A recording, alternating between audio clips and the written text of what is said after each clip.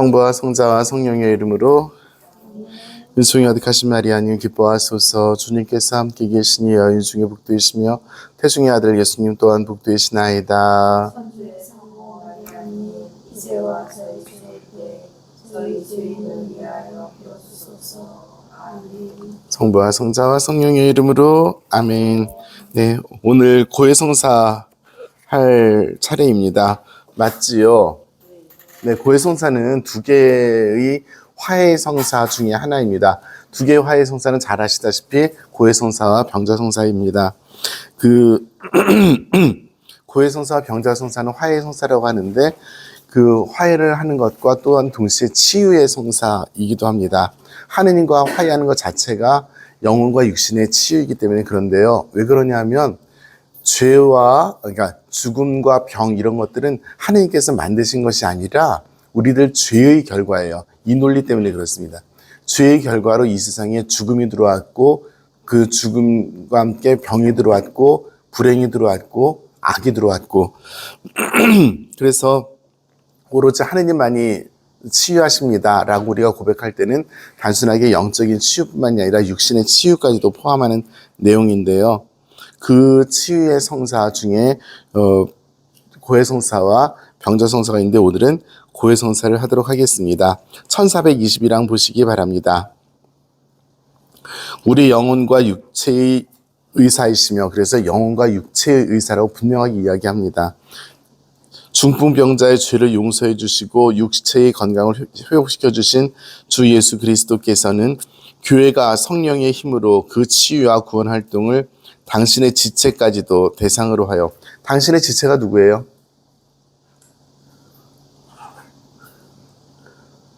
여기 당신의 지체까지도 대상으로 하여라고 써있잖아. 당신의 지체가 누구야? 이게 바로 문화의 차이인 거죠. 그리스도교 문화가 있는 데선 그리스도의 신비체의 지체, 즉 교회의 지체인 우리 공동체의 신자들 이렇게 바로 나오는데 우리는 이렇게 질문하면은 알면서도 머뭇거리게 되는 게 이게 문화의 차이예요. 어쩔 수가 없어요. 그러니까 우리들이죠.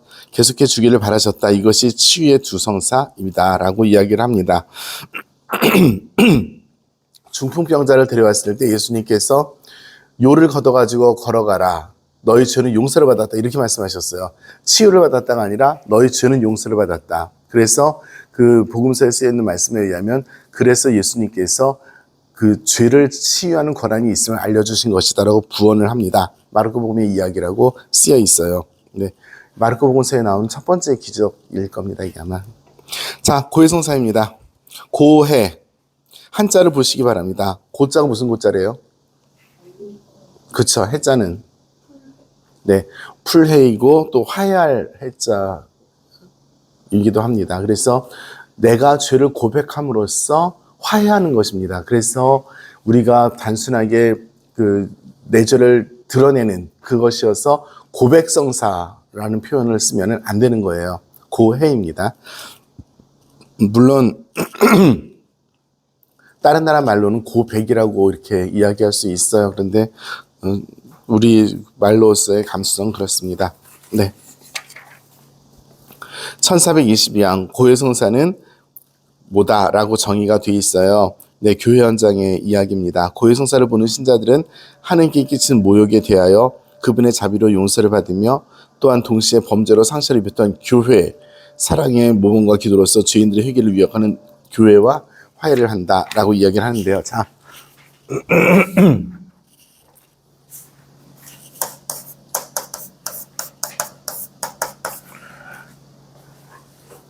근데 왜 이래? 색깔이 되게 마음에 들긴 네, 뭐든 색깔 마음에 드세요? 그래 해요. 자, 죄는 뭐예요?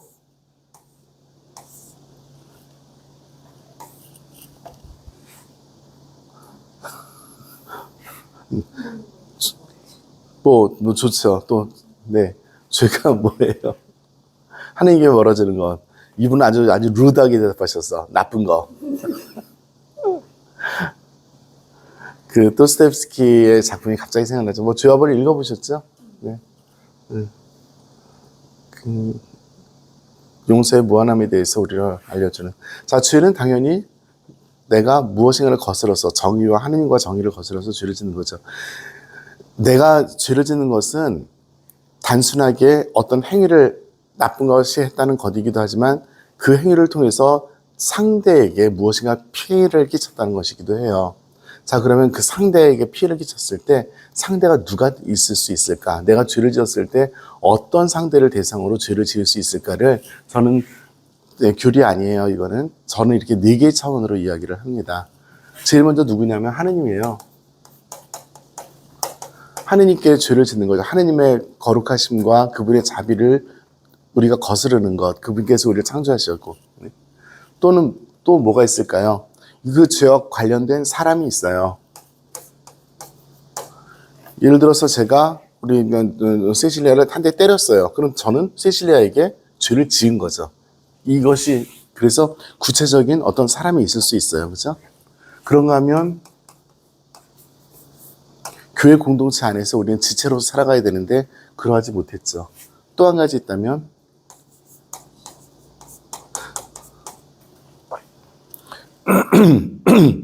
내가 나에게 죄를 짓는 거예요. 내 몸에, 내 영에 악을 쌌습니다. 이게 중요해요.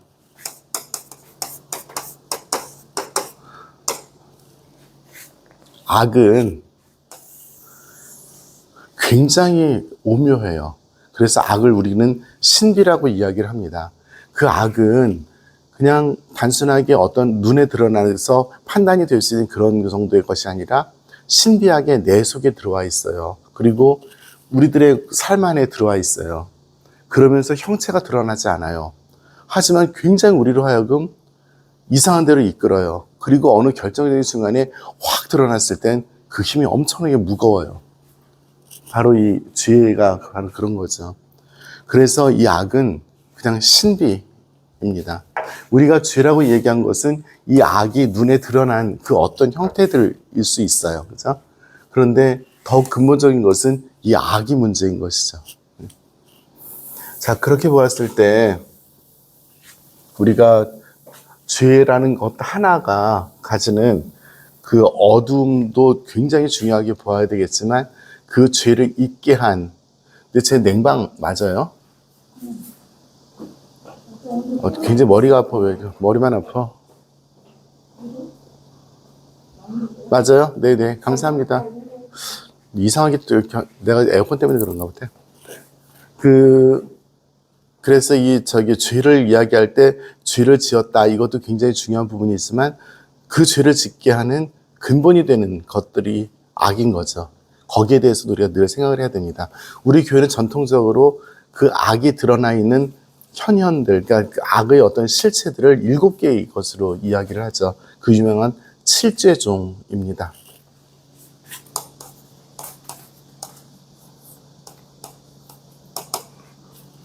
나 이거 다 못 외워. 맨날 저기 우리나라 말로 헷갈려가지고. 네. 7죄종, 뭐뭐 있어요?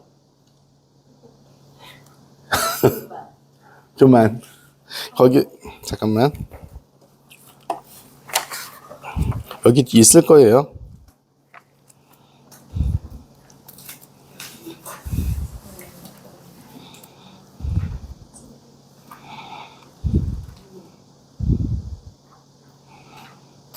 왜 없지?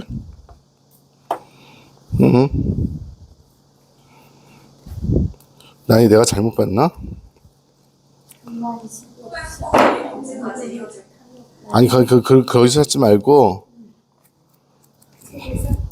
책에서. 나 이거 맨날 찾아놓고 맨날 헷갈려.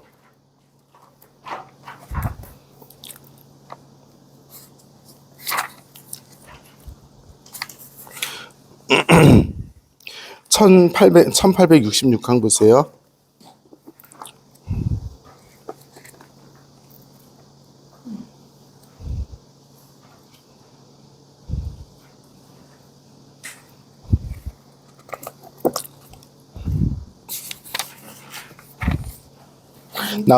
있죠?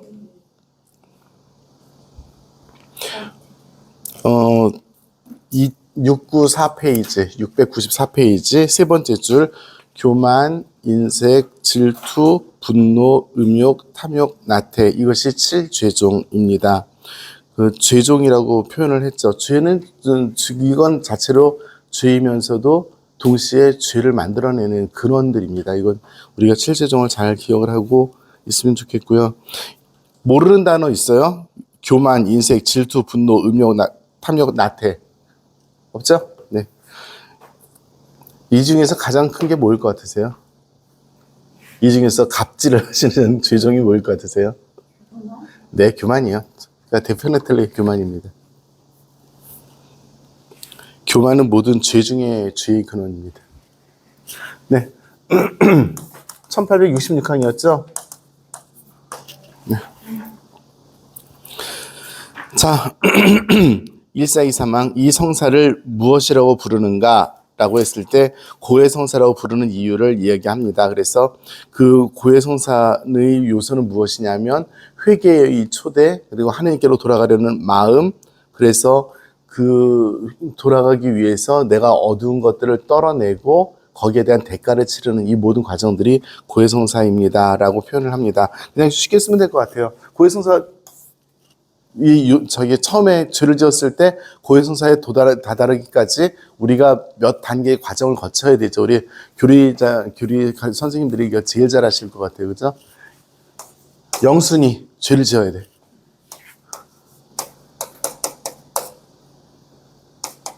근데 뭐예요? 그 다음에 죄를 지은 다음에 고해성사를 보기 위해서 준비하는 과정들.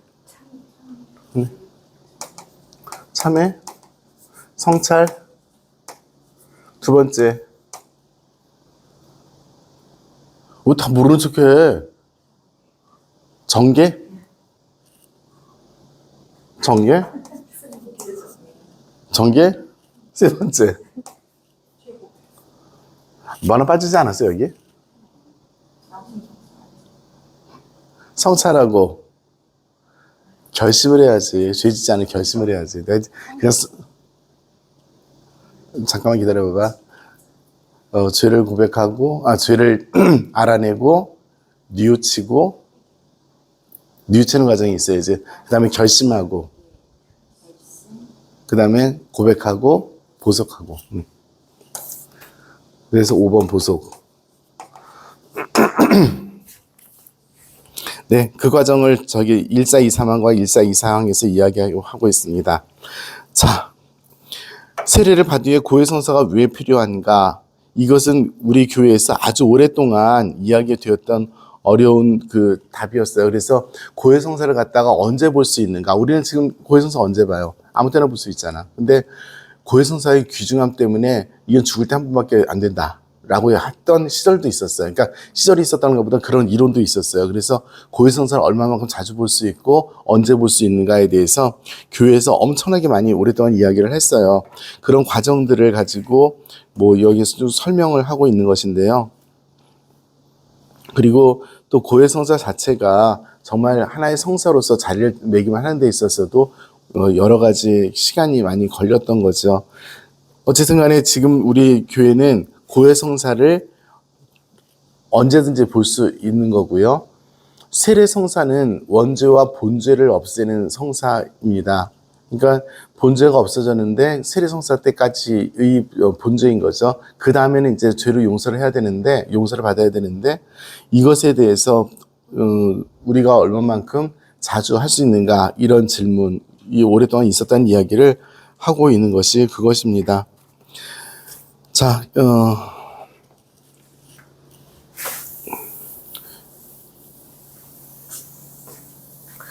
개신교에서는 인정하는 성사가 세례성사 하나죠.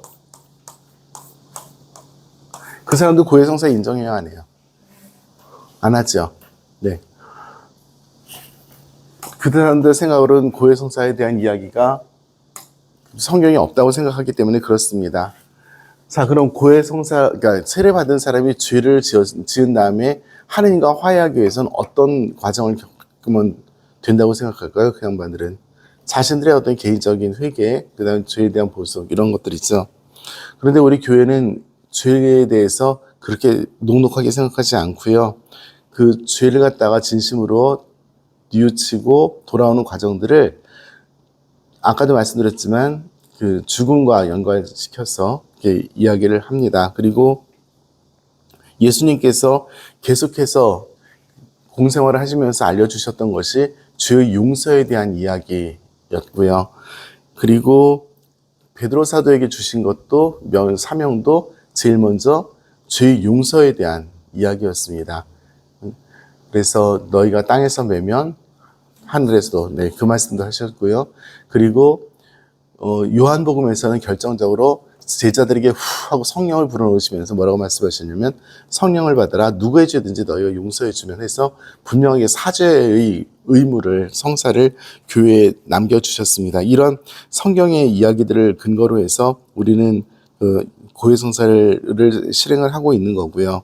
그리고 단순하게 죄의 용서만이 아니라 그렇게 죄를 용서받음으로써 얻게 되는 새로운 삶에 대해서도 계속해서 이야기하고 있어요. 특별히 그 밑에 이 교리서에는 안 써있지만 로마서 12장에 보면은 그리스도인의 새로운 생활에 대한 이야기를 많이 하시고 계셔요. 그래서 그 새로운 삶이라는 것은 마음의 회개로부터 이루어지는 새로운 삶의 선택들인 거죠.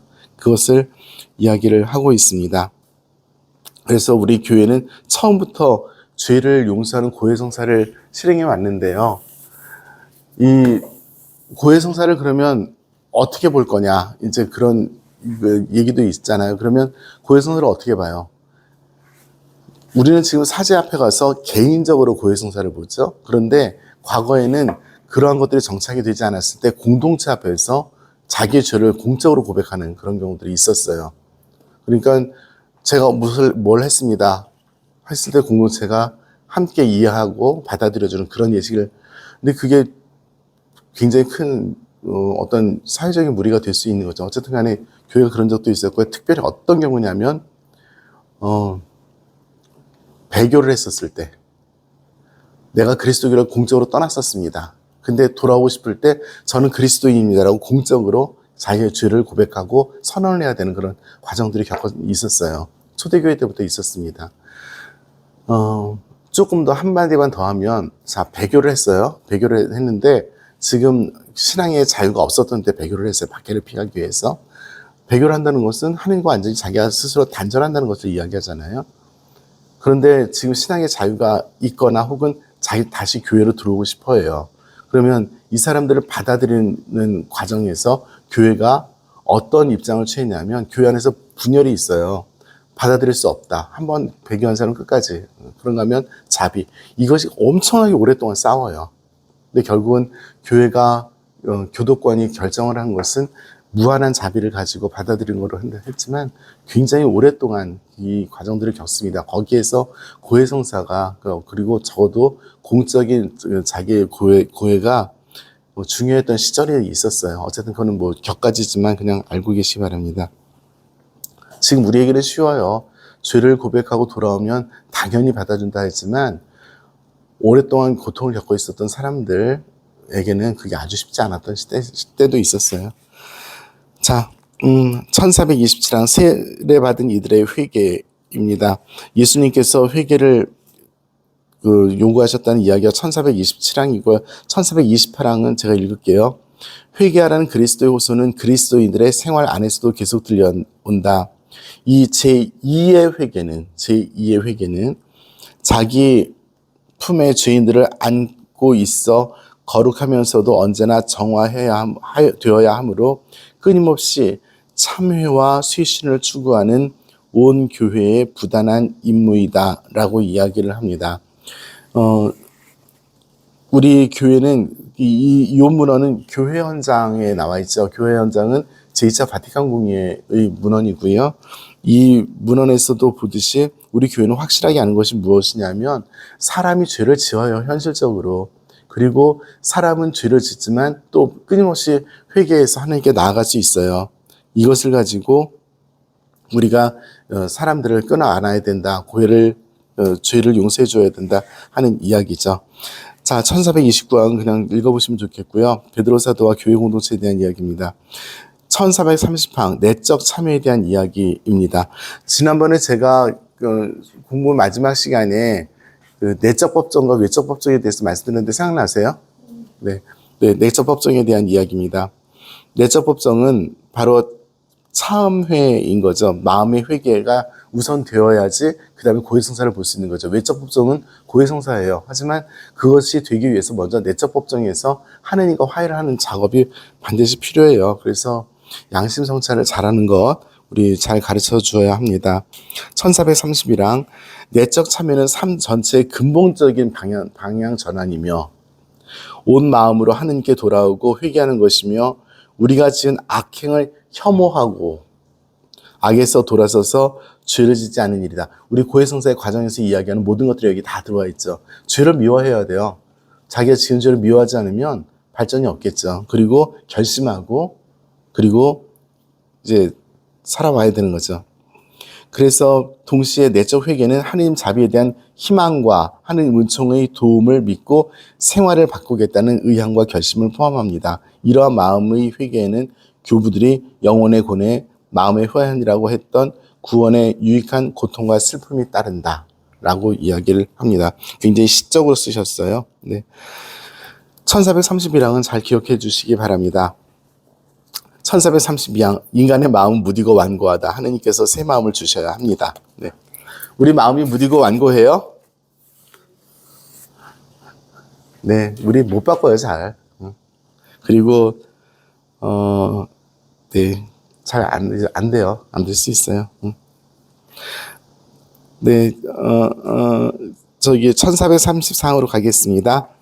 그리스도인의 다양한 참회 형태. 여기 보시다시피 다 작은 글씨로 써 있어요. 그러니까 우리 교회가 어떻게 회개를 표현하는 방식을 이렇게 살아왔는지에 대한 이야기가 굉장히 많이 있어요. 그래서 첫 번째로는 기도, 자선, 단식. 두 번째 줄에 있어요. 우리 잘 알고 있는 그 이야기죠. 기도, 단식, 자선, 단식 이 세 가지 이야기. 그 다음에 1435항은 화해 행위로서 가난한 사람들 돕는 거, 정의를 뭐 등등해서 굉장히 많은 것들을 이야기하고 있고요. 1436항은 성사적인 차원에서 회개를 어떻게 하는가입니다. 자, 성체성사가 놀랍게도 회개의 양식으로 들어갔어요. 영성체를 함으로써 소죄가 용서된다는 이야기를 우리가 많이 들었죠. 대죄가 아니라 소죄가 용서된다는 이야기를 많이 들었습니다. 그래서 그런 생각을 가지고 있다는 이야기를 듣고요.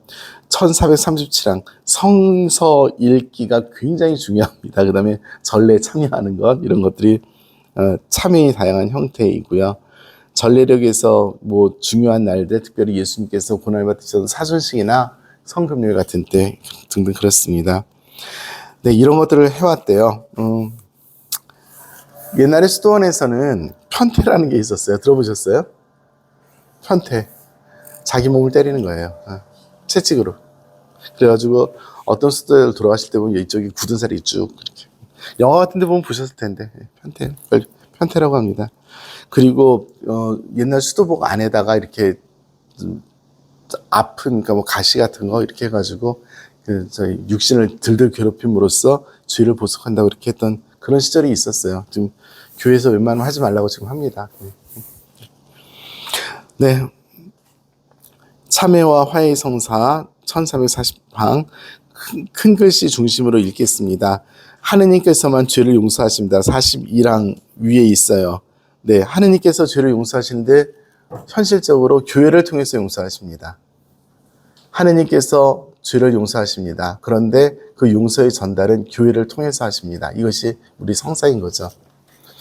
하느님께서 죄를 용서하신다는 걸 개인적으로 체험할 수는 얼마든지 있어요. 하지만 성사적으로 그것을 체험하고 받아들이는 것은 우리가 오랫동안 우리 교회가 살아왔던 방식이고요. 그것이 객관적인 신앙의 어떤 안정적인 삶의 형태였던 거죠. 네. 1443만 교회와 이루는 화해. 자, 여기서 한번 얘기를 할게요. 교회.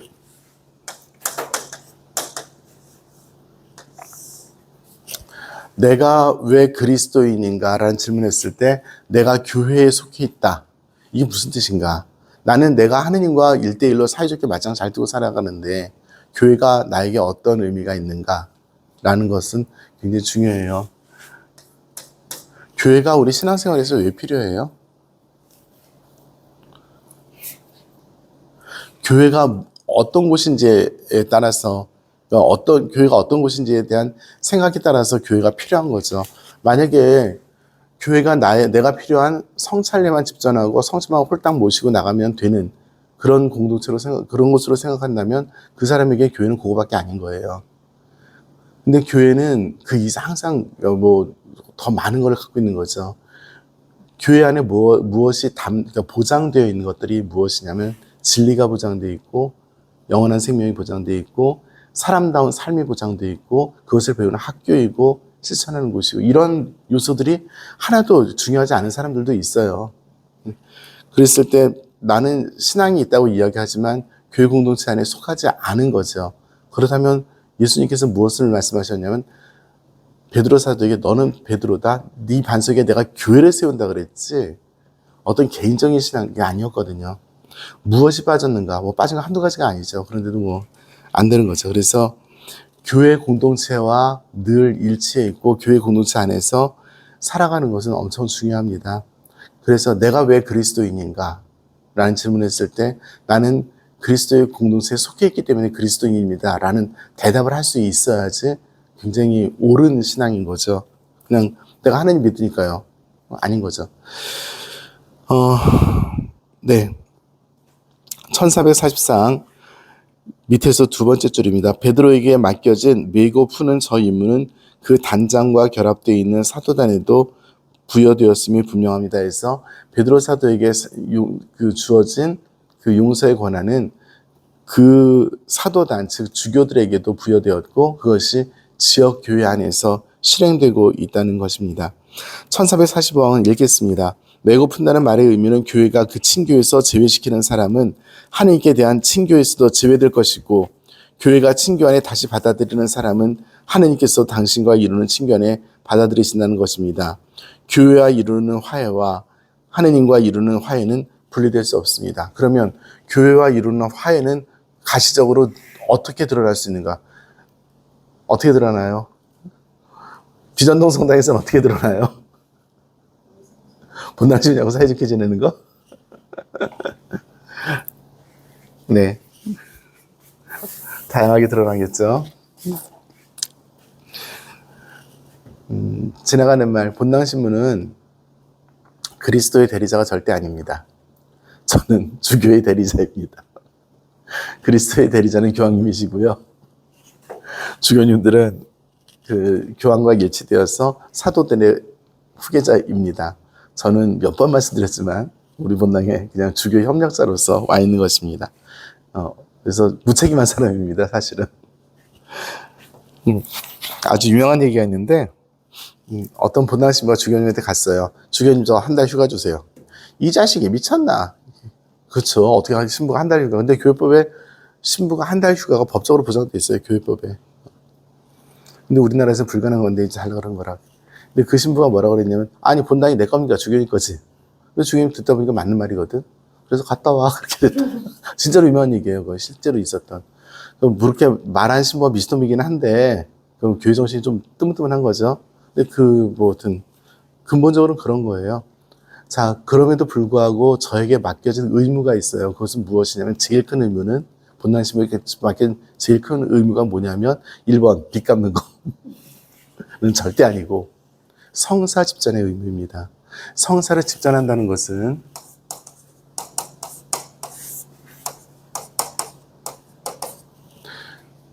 성사를 내가 집전할 수 있는 걸 다 집전을 해야 돼요. 제가 우리 성당에서 못 집전할 수 있는 성사가 뭐가 있을까요?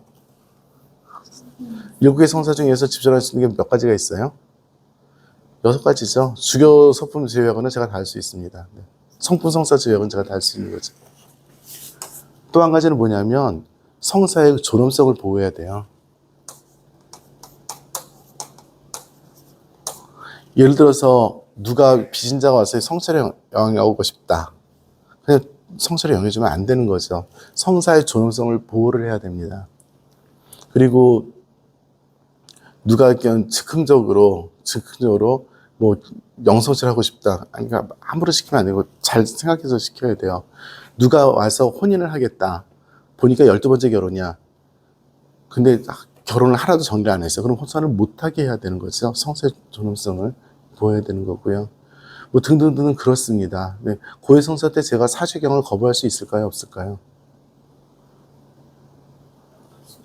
할 수 있어요. 이게 준비가 하나도 안 됐으면 그냥 그렇고 또 성사를 볼 수 없는 사람들 있죠. 그 사람들에겐 성사를 해주면 안 되는 거죠. 네. 본당에 파견된 사제의 가장 큰 직무는 성사 집전입니다. 그 다음에 뭐 다른 것들 그 다음에 다른 것들이에요. 뭐 본당에 어떤 여러 가지 공동체에 필요한 회의를 이끌어 나가고 단체를 이끌어 나가고 뭐 성당을 때려짓고 말고 뭐 다 나중이에요. 성사입니다. 그 중에서 고해성사는 특별히 중요한 일이죠. 당연히 성체성사가 제일 중요하고 고해성사 바로 그렇습니다. 하느님께서는 예수님께서는 교회를 세우시면서 맡기신 직무가 여러 가지지만 제일 먼저 죄의 용서를 맡기셨어요. 이 부분은 굉장히 중요합니다. 성체성사가 굉장히 중요한 위치를 차지하지만 말씀으로서 맡기신 첫 번째 직무는 죄의 용서예요. 네. 1440 용서하기 싫은 인간들이 있을까요? 되게 조심해야 되는 것 중에 하나가 뭐냐면 한 사제가 주관적인 판단으로서 저 사람은 고해성사를 주면 안 되겠다, 사주경을 외워주면 안 되겠다라고 판단할 수 있어요. 조심을 해야 돼요. 1446항 용서의 성사. 그리스도께서 당신 교회의 모든 지체 누구보다도 우선 세례 후 대주에 떨어져 세례로 받은 은총을 잃고 교회의 친교에 손상을 입힌 사람들에 의해서 고해성사를 세우셨다까지 밑줄 쳐놓으세요. 분명한 이야기입니다. 우리 교회의 분명한 이야기입니다. 하는 예수님께서는 고해성사를 세우셨습니다. 누구를 위해서? 대죄에 빠진 사람들. 자, 그럼 대죄가 뭘까요? 뭐가 대죄예요? 그러니까 일단 십계명에 써 있는 그런 거죠. 그러니까 자기 힘으로는 하나님께 돌아올 수 없는 죄들이 대죄입니다. 교회 공동체와 화해하지 않고 교회 공동체로 통하지 않고서는 용서받을 수 없는 죄들이 대죄예요. 뭐 살인, 뭐 두말할 날 없이 제일 큰 죄죠. 네. 살인 다음에 뭐가 있을까요? 뭐 십계명에 있는 이야기들, 그렇죠? 네, 네 그렇습니다. 뭐 할 얘기는 아닌데 그냥 지나가는 말로 하면 교황만이 용서해 줄 수 있는 죄가 교회법에 쓰여져 있습니다. 교황만이 용서할 수 있는 죄가 그렇습니다. 네, 1448항 고해성사의 순서입니다. 오랜 세월 동안 변화를 겪어온 이 성사의 규칙과 경영을 통틀어 볼 때 불변하는 기본 구조가 있습니다. 이 구조는 한결같이 두 가지 요소를 포함하는데 하나는 회개하는 사람의 행위이고 또 하나는 하느님께서 용서해주는 행위입니다. 그러니까 하나는 그 죄를 고백해서 용서를 받으려는 사람의 행위이고요. 또 하나는 그 죄를 용서해주는 교회의 행위, 즉 성령을 통해서 용서해주는 그 행위입니다. 자, 요 두 가지가 항상 이렇게 되어 있는 거고요. 1449강 밑에 조그만 글씨로 사죄경이 있어요. 이게 고해성사 때 죄를 고백하고 나서 사제가 신자들에게 외워주어야 되는 사죄경입니다. 그런데 기니까 맨 마지막에 성부와 성자 성령 이름으로 이 교회의 죄를 용서합니다라고 하는 그것만 많이 하지만 다 해야 되는 게 맞는 거죠. 자, 그래서 한번 그 사죄경을 볼까 봐요. 인자하신 천주 성부께서 성부께서 당신 성자의 순환과 죽음으로 죄를 용서해 주시고 성령을 보내주셨으니 교회의 직무 수행으로 몸소 이 형제자매에게 용서와 평화를 주소서. 나도 성부와 성자와 성령 이름으로 이 형제자매의 죄를 용서합니다. 합니다. 보세요. 시간. 딱 요거예요. 삼위일체 이름으로 교회에 맡겨진 권한을 통해서 사제가 죄 용서를 선언합니다.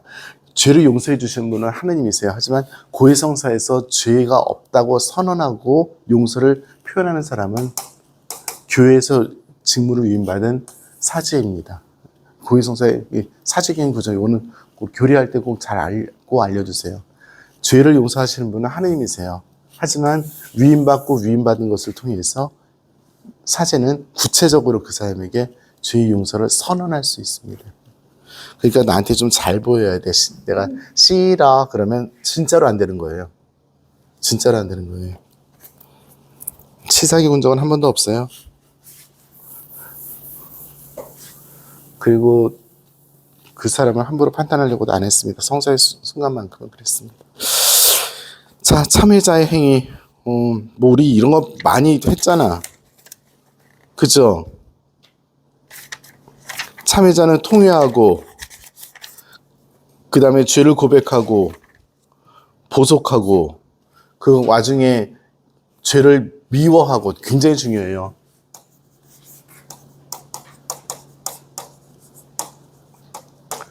죄를 미워하라고 그랬지, 죄 지은 자신을 미워하라고 안 했어요. 오해하지 마시고.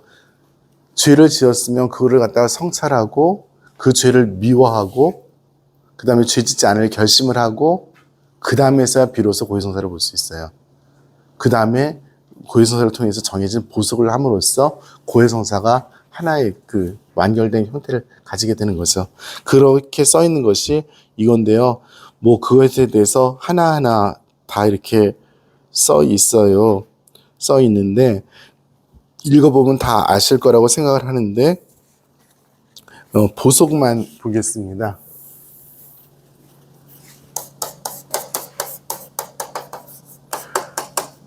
형님, 이거 뭔 뜻이요?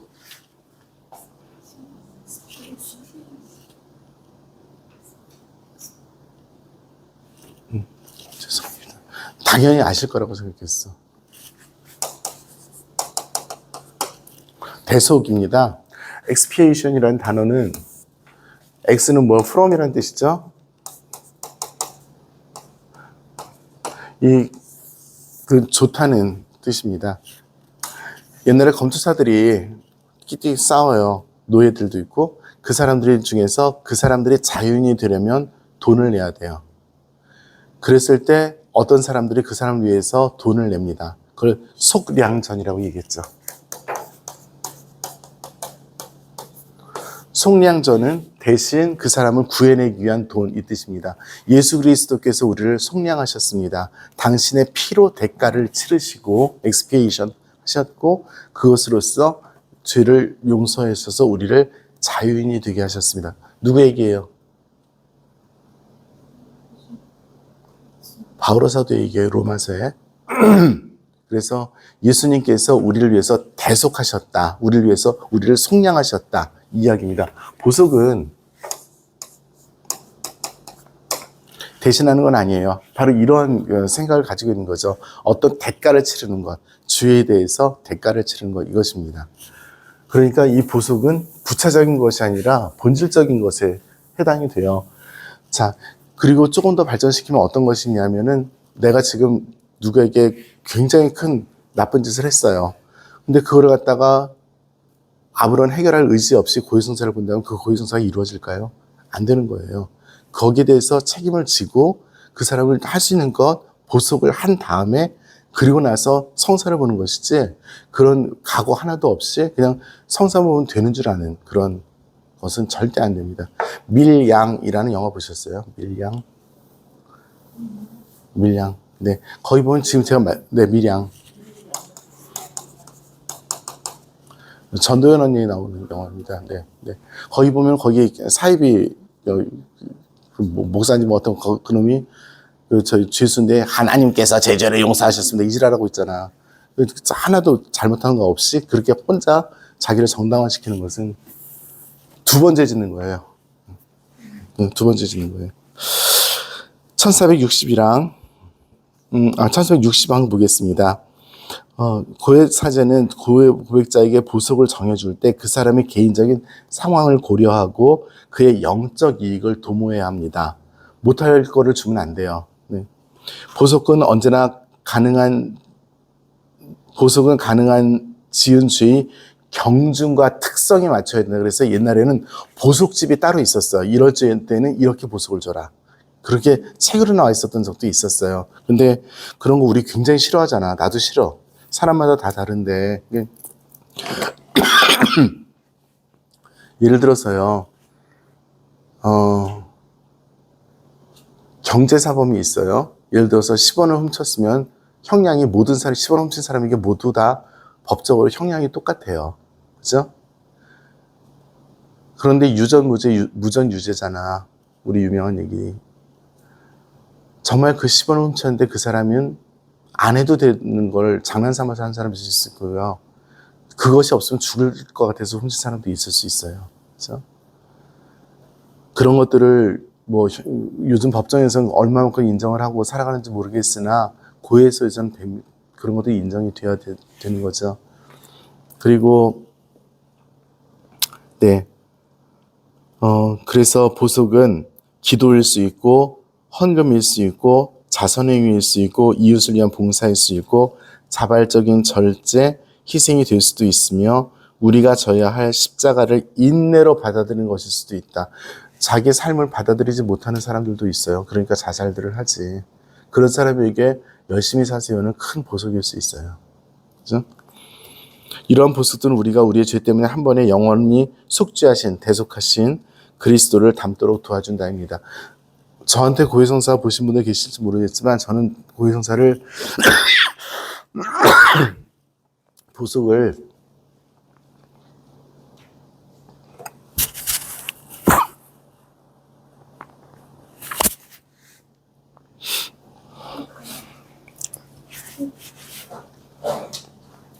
죄송해요. 좀 껐으면 좋겠어.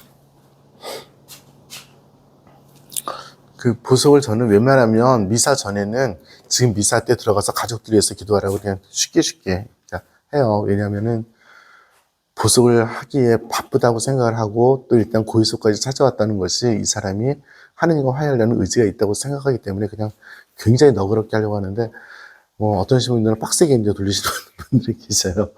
네. 보석은 그것에 맞게 그 사람이 할 수 있는 걸 해야죠. 만약에 내가 고해성사를 받는데 보석을 도저히 할 수 없는 걸 받았으면 어떻게 해야 돼요?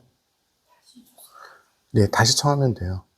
그리고 부당하다고 생각하면 이심법정에 가면 돼요. 그래서 딴 신부한테 성사 한 번 더 보면 돼. 이거 보석을 이렇게 받았는데 이거 너무 비싸요. 이 얘기는 그냥 웃자고 하는 얘기인데 이것만 기억할 것 같아서 두렵긴 하다. 어떤 신부님 둘이 있었는데 서로 사이가 안 좋았어. 둘이 성사를 볼 수밖에 없어. 그래가지고 성사를 봤어요. 성사를 봤는데 보석을 받은 거야. 십자가 일을 한 번 하시라고. 십자가 일을 한 번 하실 때마다 묵직이도 5단씩 한자로 다 하라고. 이제 반대가 됐어. 그냥 묵직이도 한 번 하시라고. 한 번 할 때마다 십자가 일을 한 번씩 다 하시라고. 옛날에 이런 농담들이 있었어요. 근데 그거는 그 보석에 대한 이야기들이 그런 것이고, 보석이 정말 보석도 되고 교훈적이기도 해야 되는 건 맞는 것 같아요. 옛날에 귤이 1,000원이었던 시절이 있었습니다. 저 15개 1,000원이었던. 제가 잘 줬던 것은 1,000원 투자해서 집에 들어갈 때 귤 사들고 들어가라고. 네. 고해성사의 집전자. 고해성사의 집전자는 성부와 성자와 성령의 이름으로 죄를 용서할 수 있는 사람들이죠. 그것은 주교 사제들인데요. 부제들은 아닙니다. 부제들은 아니고 성부와 성자와 성령의 이름으로 죄를 용서할 수 있는 사람들은 그렇습니다. 그 교회 감독, 원로 이런 표현들이 나오죠. 네, 그 사람들이 옛날에 주교들과 사제들이었어요. 그 사람들에게 사제의 권한이 맡겨져 있었던 거죠. 그리고 죄를 용서하는 것을 하는 이 고해성사에서 주교의 의무는 굉장히 중요합니다. 신자들에게 고해성사를 잘 보게 해야 되고 신부가 고해성사 안 주면 접해야 됩니다. 그래서 그런 감독의 의무가 주교들에게 돼 있는데 그 교회법에 보시면 주교가 비질란시아라고 표현을 해요. 비질란시아가 뭐냐면 깨서 이렇게 하는 바라보는 그 비질란시아라고 그러는데 거기 교구를 운영하는데 비질란시아를 해야 된다 하는 규정들이 여러 가지가 여러 군데서 있는데 고해성사도 마찬가지입니다. 비질란시 해야 된다. 교구에서 고해성사가 어떻게 되는지 이런 것들 얘기가 되고 있어요. 신부는 고해성사를 잘 주도록 노력을 해야 합니다. 저는 고해성사를 우리 성당 너무 적응이 안 되는 게 뭐냐면 전 야외 고해성사를 줬지 이렇게 방 안에 들어가서 성사 준 적이 거의 없어요. 그리고 맞짱 떴지 이게 칸막이로 성사 준 적이 거의 없는데 우리 성당에서 아주 저 굉장히 고통스럽게 살고 있습니다. 그냥 얼굴 맛보고 성사를 줬었어요. 시간이 더 많이 걸리긴 한데 우리 여기 계신 분들은 얼굴 맛보고 성사 자주 보세요. 그냥 뭐 저한테 보시라는 뜻은 절대 아니고 많이 다를 거예요. 많이 다를 겁니다.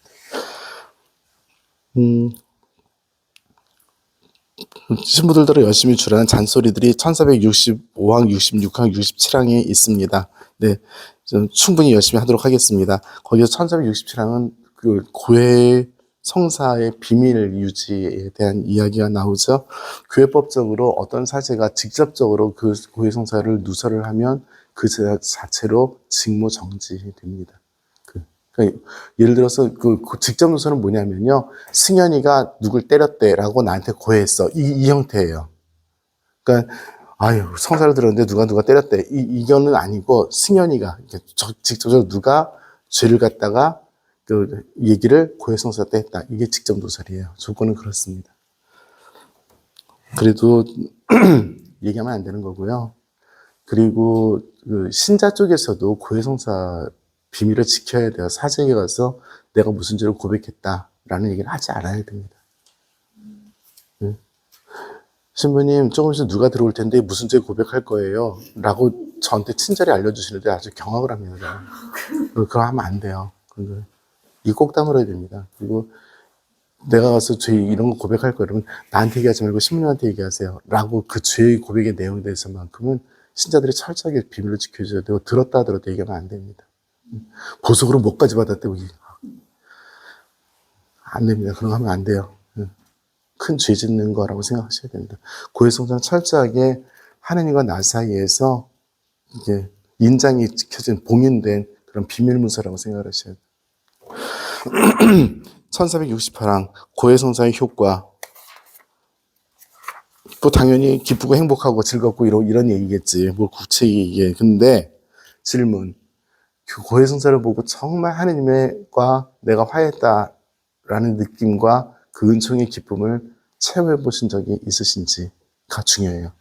그렇죠? 고해성사는 정말 그 성사를 통해서 내가 하느님과 일치했고 살아갈 힘을 얻는 그 성사인데 그것을 내가 한 번이라도 체험해 본 적이 있는지 이것이 제일 중요합니다. 있으시기 바라고 있으리라고 믿습니다. 그렇지 않으면 고해성사는 그냥 뭐 의무 준수밖에 안 되죠. 우리나라에서는 팔공성사라는 제도를 오래전부터 실행을 해서 2번 성사를 보게 돼 있죠.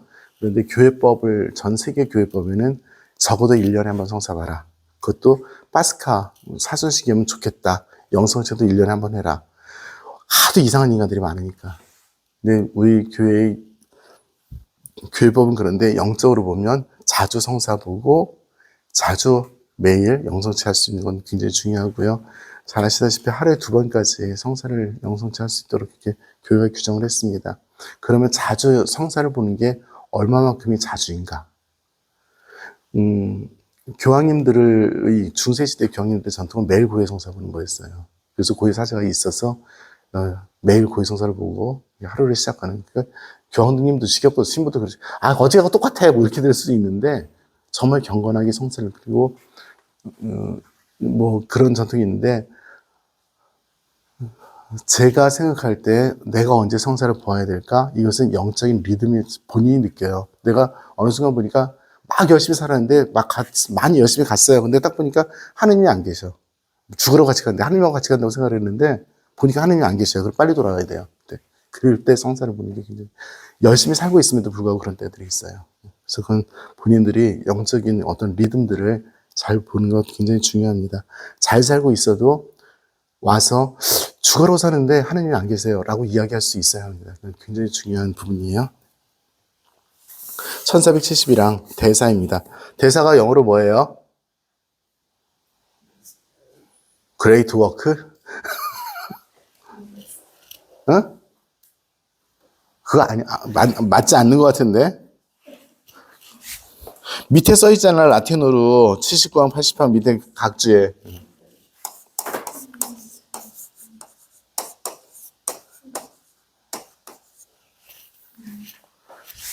먼저 말부터.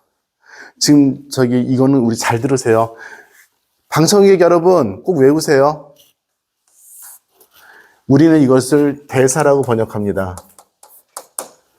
이 인도전스는 무엇이냐면 하느님의 특별한 은총을 통해서 죄를 용서받았지만 그 나머지 잠벌이라고 표현한 것들을 용서해 주는 것입니다. 잠벌이라고 하는 것은 우리가 죽어서 연옥에서 해야 되는 것들이죠.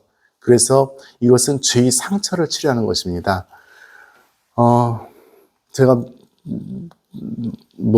제가 얘기 안 했어도 초등학교 때 여름방학 숙제책을 잘 보신 분은 아시겠지만 청개구리 얘기입니다. 나무 기억 세대가 좀 달라서 여름방학 숙제가 달랐나? 네. 청개구리가 있었습니다.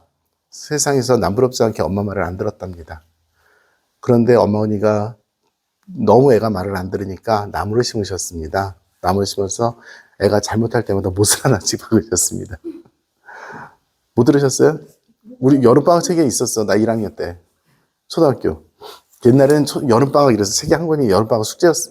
그쵸? 찌찌뽕. 이게 60년대생들만 하나? 어쨌든 그렇습니다. 들어본 것 같은? 자, 못을 박았습니다. 그래서 우리 애국가처럼 남산 위에 저서 넘어 철갑을 두른 듯 못이 대대대대 박혔습니다.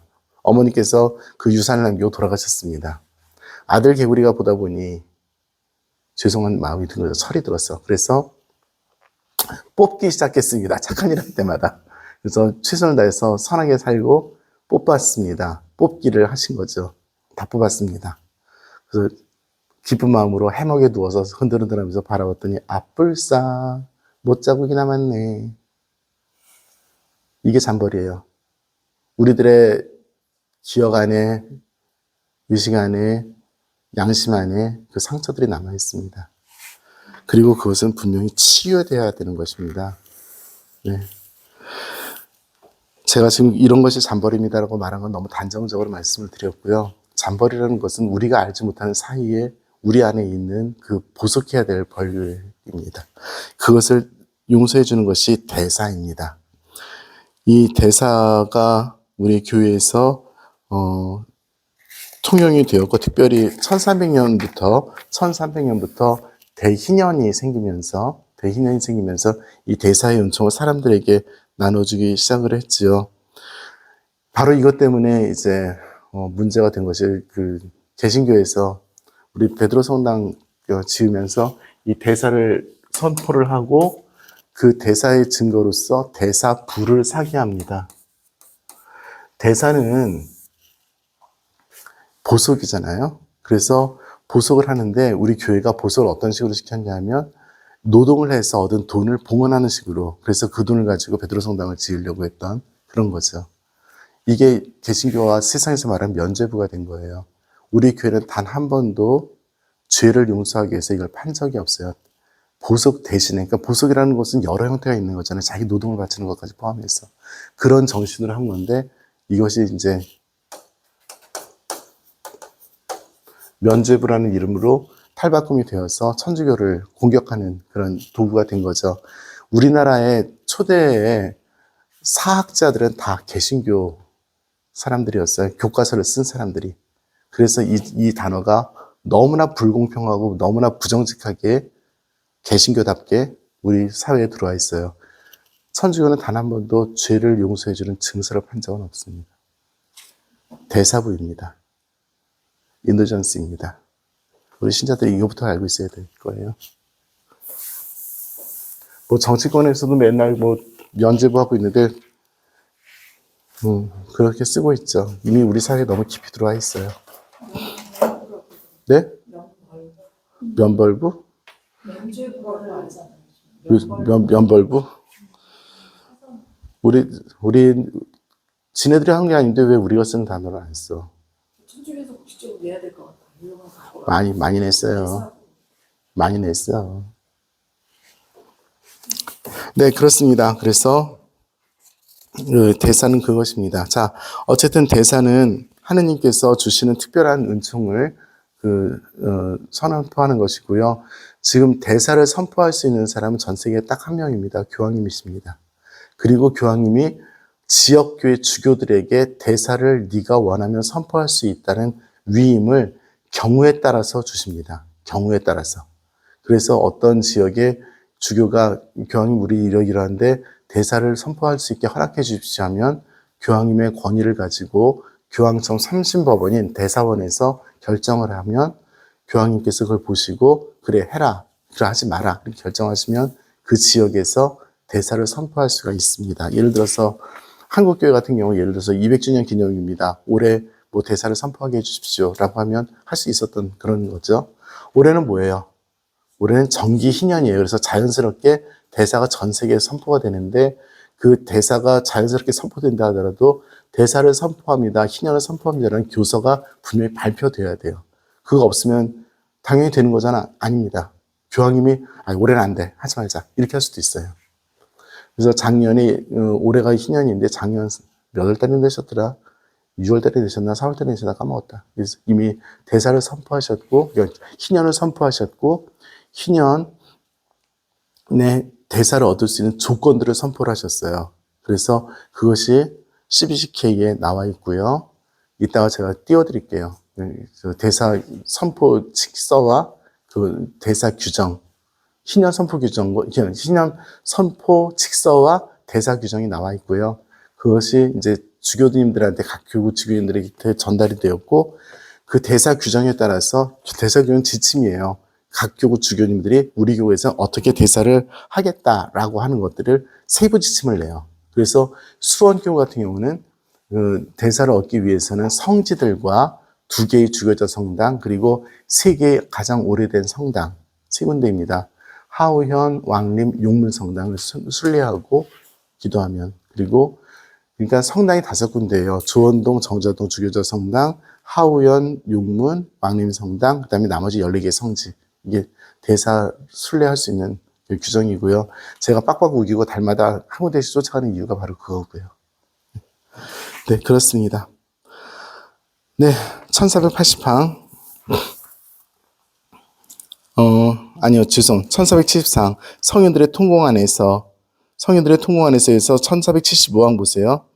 성인들의 통공안에서 신자들은 이미 천상 고향에 이른 사람, 연옥에서 숙제하고 있는 사람, 지상에서 순례하고 있는 사람들 사이에서 이 성인들의 통공안에서 대사가 이루어집니다. 그래서 이 서로를 위해서 기도하고 기도를 청하는 관계들도 대사 안에서 꼭 기억하기를 바라는 그런 부분입니다. 그래서 천국에 이른 성인들이 우리를 위해서 기도하시고 우리가 천국에 있는 성인들에게 전도를 청하고 연옥에 있는 사람들을 위해서 기도하고 연옥에 계신 분들이 하늘에 계신 분들과 우리에게 기도를 청하고 이런 어떤 성인들의 통화 안에서 대사의 잠버릇 용서가 이루어지는 그런 것입니다. 조금 복합적인 이야기인데요.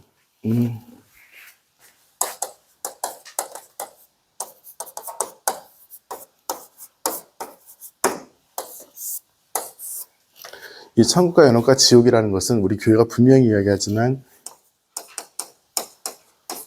어떤 장소가 아닙니다. 상태입니다. 상태라고 한다면 어떤 관계를 유지하고 있는 그것입니다. 예를 들어서 우리 자꾸 방송에서 승현아 한번 방송 타라 이름만 승현이하고 저거 겁나게 싸웠어요. 그러면 그 다음날 얼굴을 볼 수 있을까요? 없을까요? 어렵죠. 그러면 둘은 지옥의 상태인 거예요. 하느님과의 마찬가지입니다. 하느님과 겁나게 싸웠어. 그래서 내가 하느님을 못 보겠어요. 하느님께서 그러시잖아요. 내가 하느님을 못 보겠어. 그래서 숨어요. 안 보이게. 어둠 속으로. 하느님께서 어디 있니? 찾아다니시잖아. 그럼 좀 더 어둡게, 더 어둡게, 더 깊은 악 속으로 빠져들어요. 이것이 지옥이에요. 나아가지 못하는 상태가 그렇습니다. 반면에 천국은 그렇죠. 마장 뜰 수 있는. 그래서 코린토 신자들에게 보내신 편지, 우리 잘 알고 있는 이야기죠. 지금은 희미하게 보이지만 그때는 얼굴을 맞짱 뜨고 볼 것입니다. 지복직관이라고 하는.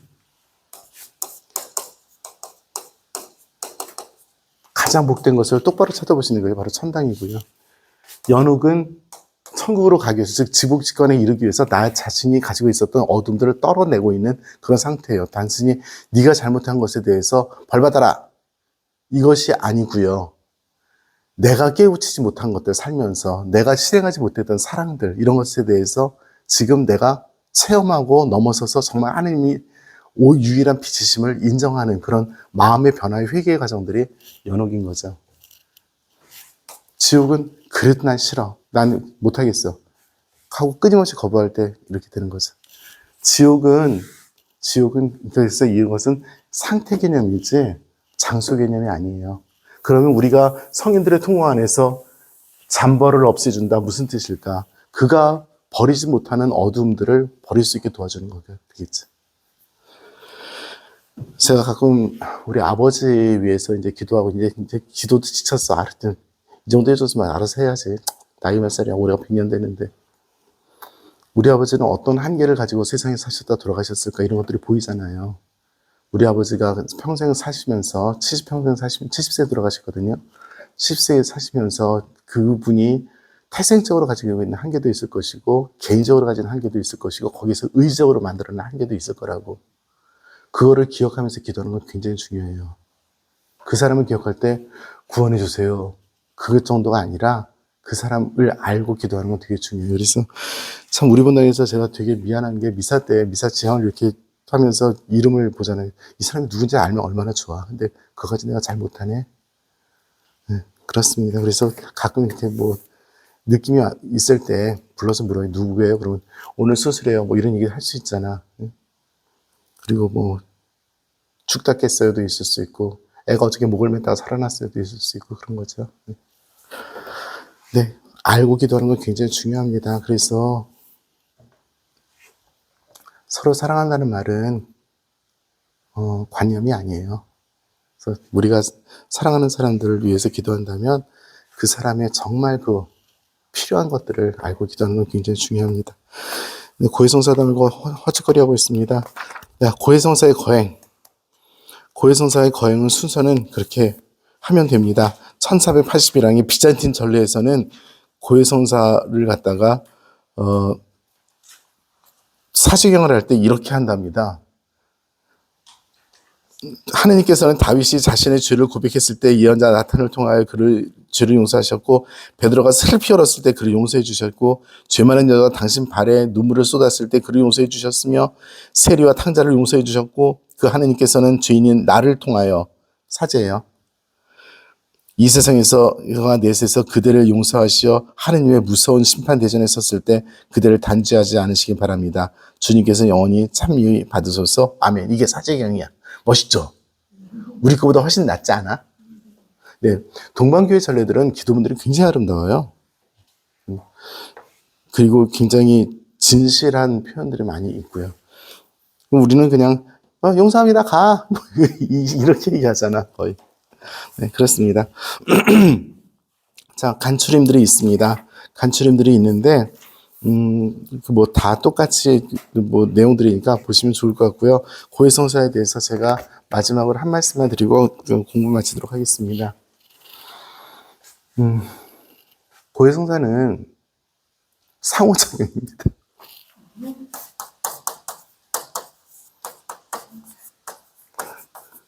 말이 좀 이상하지만 굉장히 엄격하게 얘기하면 내가 너희 죄를 용서한다, 딱 선언하면 끝나요.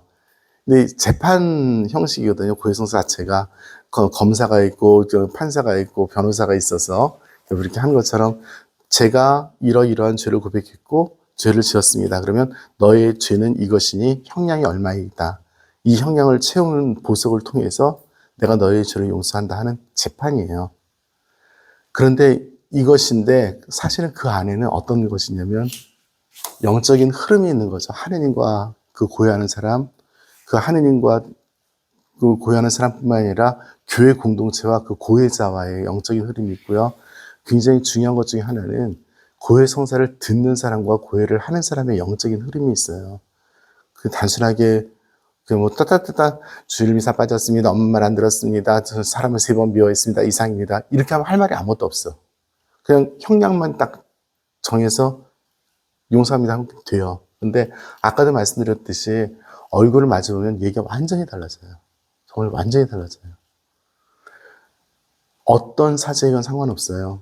근데 그 사제가 뭐 인간적으로 덜 성숙될 수도 있고 아주 너무 성숙될 수 없고 너무 걸어갈 수도 있는데 그런 거 하나도 중요하지 않습니다. 하느님의 현존 앞에서 교회 공동체 이름으로 서 있는 그 사제와 상호작용을 통해서 성실하게 고해성사를 한 번이라도 봐보시기 바랍니다. 제가 어떤 분하고 성사를 이제 했는데 로마 공항에서 나는 누구 만나러 나갔는데 어떤 분이 저를 보시더니 고해성사를 달라고 그러더니 4시간 13분 성사를 봤어요. 근데 내가 이거 딱 5분이야. 저는 딱 5분 얘기했고 그분이 4시간 13분 중에서 4시간 8분 얘기한 거예요. 거의. 자기 인생을 다 얘기한 거예요. 근데 그분은 나를 보니까 그런 걸 하고 싶었대. 그래서 나를 만나러 왔던, 제가 만났려고 했던 할머니는 안녕, 잠깐만, 성사 좀 주고 하고 끝났어요. 왜냐면 8시, 9시에 도착을 했는데, 뭐 4시간 전에서 밤 12시간 넘었지. 그 다음날 전화하고 안녕, 그러고. 미국에서 그렇게 힘들게 왔는데, 그랬었습니다. 근데 그분 성사의 경험을 제가 몇 번 말씀을 드렸던 기억이 있는데, 어떤 거냐면 본인이 4시간 넘게 이야기를 하잖아요. 그러면서 스스로 굉장히 하느님과 가까이 다가가는, 내가 이야기하지 않아도 단순하게 어떤 나레이션, 작은 과거의 역사를 이야기하는 것도 있지만 그 안에서 내가 그거구나, 내가 그거구나 라고 스스로도 이렇게 정화되어가는 과정들도 겪는 것을 저 봤고요. 그 맨 마지막에 내가 정말 문제로 삼았고 아파했던 것들이 어떤 것들이었는데 그것이 어떤 문제였는지를 몰랐다가 이해도 하고, 그리고 그 모든 과정들이 너무너무 힘들었는데 하느님께서 어떻게 나를 이끄셨지? 이것까지도 살짝 깨닫는 그런 과정들이 뭐 4시간, 이거 적은 시간 아니에요. 4시간 적은 시간 아니에요. 정말 자기 고등학교 때부터 시작을 해가지고 현재 살고 있는 정말 그분 그 4시간짜리를 글로 써도 소설로 한 장 나올 정도로 정말 드라마틱했어요. 그분의 인생. 지금 잘 살고 계시기 바라고, 마지막으로 서로 악수하면서 헤어질 때 굉장히 저도 기뻤고 그분도 기뻤고. 고해성사는 인간적인 어떤 위로는 절대 아닙니다. 하나님의 용서가 전해주는 것이지 어떤 인간적인 위로를 전하거나 그래 너 수고했어 이런 말도 안 되는 걸로 이렇게 다독거리거나 이런 건 절대 아닙니다. 엄정해야 돼요. 죄에 대해서 아니라고 분명히 이야기해야 되고, 그리고 하느님의 길이 이렇게 이거니까 따라가야 합니다라고 엄정하게 이야기해야 되지만 그 과정들도 있어요. 그 과정들의 어떤 상호작용이 고해성사의 결정적인 목적은 아닙니다만은 그런 과정들은 우리들의 인생 과정이잖아요. 그랬을 때 굉장히 잘 봐야 될 부분들이 그런 부분이 아닐까라는 생각이 들고요. 저는 그래서 웬만하면 철창 속에서 고해성사 안 주고 싶어요. 그리고 되게 웃긴 게 어저께도 그랬는데 저 고해사 앞에서 이렇게 왔다 갔다 성사보러 오셨어요? 들어오세요. 이거잖아요, 가끔. 아유, 제 얼굴 보셨으니까 또 말씀드릴게요. 이렇게 되는 경우들이 있어요. 얼굴 보셨으니까 하나 더 말씀드리면 그거는 굉장히 다른 체험들인 거잖아요. 그래서 작게서부터 시작해서. 그래서 하실 수 있으시면 고해성사 사제가 전담으로 이렇게 있으시면 좋겠고, 근데 현실적으로 아주 쉽지는 않아요. 자주 만날 수 있는 사람이어야 되고 자주 교류할 수 있는 사람이면 좋겠지만 현실적으로 아주 쉽지는 않죠. 그리고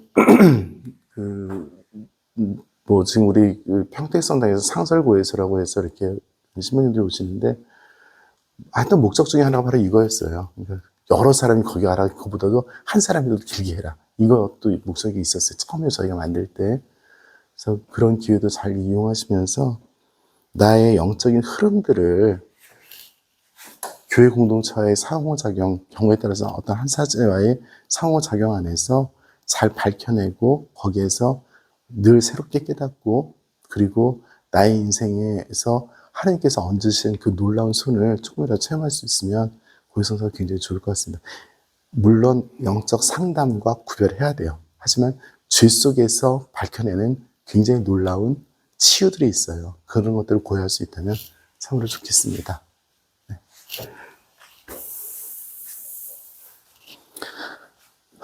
하실 말씀 있으신 분? 네. 고해성사들 자주 보시고 8월 15일 전에 성사 보시는데 한번 네. 아까 신님 내시가 몇 동안 교회 성사하는 그 과정에서 계속 그 정화에 가는 거 오셨다고 했잖아요. 근데 제가 예를 들어서 성사를 교회 성사를 봤는데 거기서 제가 이제 어느 정도의 고용들이 원인들을 봤는데 그 이후에 나서 다시 제가 그 과정에서 그 정화되는 거를 제가 이제 많이 느껴서 그걸 다시 교회 성사 죄이라면 고백하시고요. 죄 아니면 본인이 느끼십시오. 그 다음에부터는 누가 됐던 사제가 됐던 영적인 사람이 됐던 그 사람하고 같이 이야기를 하는 것이 더 중요할 수 있어요. 어떤 경우는 죄는 다시 고백해야 돼요. 깨우치는 거. 네? 아 이런 거였구나. 제가 만약에 깨우치는 과정이었구나. 네. 근데 그 깨우치는 과정에서 그 깨우친 내용이 만약에 고해야 될 내용이라면 다시 들어가야 되지만 그렇지 않으면 본인이 느껴도 좋고 다른 사람하고 나누어도 좋아요. 고해소에 반드시 다시 들어갈 이유는 없어요. 그 사람이 갈 이유는 또 사실은 없어요. 만약에 그 사람은 고해 성사사제로 내가 정하지 않는 한 그렇습니다. 신학교나 수도원에서도 고해 전담 사제가 있죠. 그리고 신부들에게도 자기 고해 성사 사제를 이렇게 정하라고 이야기를 해요. 저는 로마에 있을 때 정말 좋은 분들을 너무 많이 만났고 한 번은 되게 웃긴 게 고해 성사 신부가 베네딕토 16세 교황님 착좌식 하는데 전 세계 수도센터로 올라가서 인사하더라고요. 저 양반 저기 왜가 있나 깜짝 놀랐어요. 그때. 스페인 분이었는데 키워 많은 양반. 굉장히 좋은 분들 많이 만났어요. 그리고 저에게 영적으로 도움도 많이 주셨고 영적으로 도움을 많이 준다는 것은 특별히 여러 가지 가능성을 놓고 이야기를 많이 해주셨던 것 같아요. 그러니까 제가 가지고 있는 어떤 성정이라든지 어떤 경향이라든지 이런 것들을 이야기했을 때 굉장히 다원적으로 사람에 대해서 말씀을 많이 해주셨고 거기서 단순한 선택이 아니라 하나님께서 너에게 무엇을 주셨는지에 대해서 잘 밝혀볼 수 있도록 되게 많이 도움 주셨던 분들이 계셔요. 다 돌아가셨어요? 고아야. 우리나라에 와서는 저 신학생 때 저 영성지도하시던 신부님하고 이렇게 사이좋게 지냈는데 돌아가시기 얼마 안 남았어요. 아휴. 가요. 성부와 성자와 성령의 이름으로 영광이 성부와 성자와 성령께 성부와 성자와 성령의 이름으로 아멘.